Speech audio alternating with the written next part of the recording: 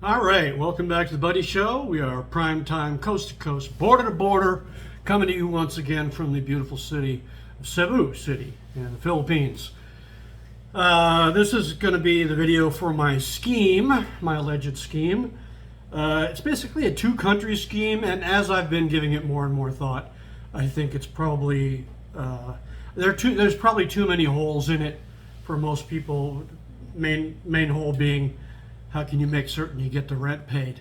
So, as I mentioned, because the video is also about this, as I mentioned, both Vietnam and Malaysia now have 90-day visa on arrivals. I think they both are tourist visas or whatever.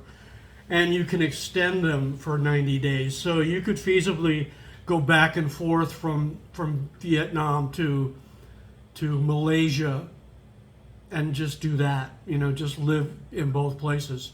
I'll tell you the scheme in a minute.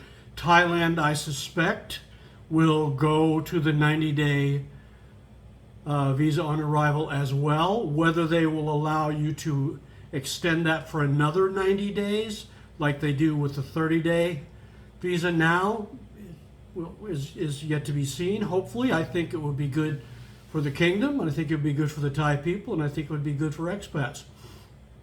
The scheme is, if you could afford it, to rent two different places in two different countries with year-long leases. Be that, at this point, I think it's probably just Malaysia and Vietnam. And you'd have to pay, unless you're a good negotiator, you'd have to pay 1 month in advance and 2 months deposit, which so means basically 3 months rent up front. That's what I did in Thailand last time. I will do it again this time. And I didn't do it here because I negotiated a month, in that I was only going to stay 6 months, even though I'm only staying 2 months and will lose my 19,000 peso deposit. I will make up that on the other end in savings on my rent. It's really that less cheap in Thailand for what you get. And then for talk about food, forget about it. I mean, the food is just light years better and a lot cheaper. I mean, you can literally get a rice meal for under $1.25, $1.25 for those of you who aren't American. So if you could get 2-year-long leases in two different countries, feasibly, if you could find a landlord who would allow you to sublet your apartment, and everything is negotiable, particularly if you had enough money to say, hey, I'll give you 6 months, a year up front. Money talks and bullshit walks, let's face it. You could live, let's say, 6 months in Nha Trang or Da Nang or Saigon, and then you could sublet that condo to someone else for 6 months, even get them to pay the 2 months deposit. You'd have to pay it up front, of course, but then you could recoup that by getting, some other sucker, a tenant in there it's not really a sucker, because you're still giving them a fair deal.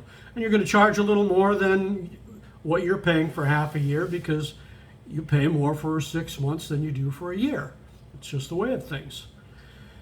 Like if I had been clever, I would have rented this place for 3 months at 20,000, and I only would have lost. I wouldn't lose anything, but I would have just paid out 3,000 more instead of losing the 19,000. Doesn't matter. I'm happy to do anything in order to get back home, which I am now calling Thailand, I think, because so far it's the place I've loved the best, and the place that has been the closest thing to when I actually had a home in the U.S. in Green Bay, Wisconsin, with my family there. So that's the scheme. Let's say I went to a landlord, and he hadn't rented his condo in a while. I said, hey, how about if I rent your condo for a year? I'll pay you the 2 months deposit, and I'll pay you the 1 month in advance. But I want the ability to sublet this condo to someone else for 6 months. And then you did the same thing to a landlord or manager in Malaysia. So you could, I mean, you're still paying a year rent, 6 months each, but feasibly you could have someone else pay the deposit, and you could live in 2 different countries, and knowing this, go back and forth to the same, basically, home. So I don't know that it's that feasible. The hard part, obviously, is getting someone in who is reliable. Even if you give them a lease, doesn't mean they're not going to trash the place or run out on the money. Hey, it happens. That's why there's leases. So I think that's it for my scheme. Tell me what you think of it down below. This is my last vlog here in the Philippines. Ever? Maybe not ever. I might come back for a holiday or something. Philippines is still a beautiful place. I just don't want to live here. Or eat the food. I think that's it. The next vlog I'm going to be 3.5 hours in Singapore. I did a vlog there, a brief vlog when I was coming here. It's just the airport. There's nothing, it's an airport. It looks like every other freaking airport. And I probably won't do one there.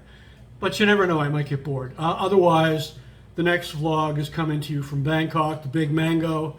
And I will be home, at least partially there in Thailand, into the Kingdom of Thailand. So that's it. Stay frosty. Bye.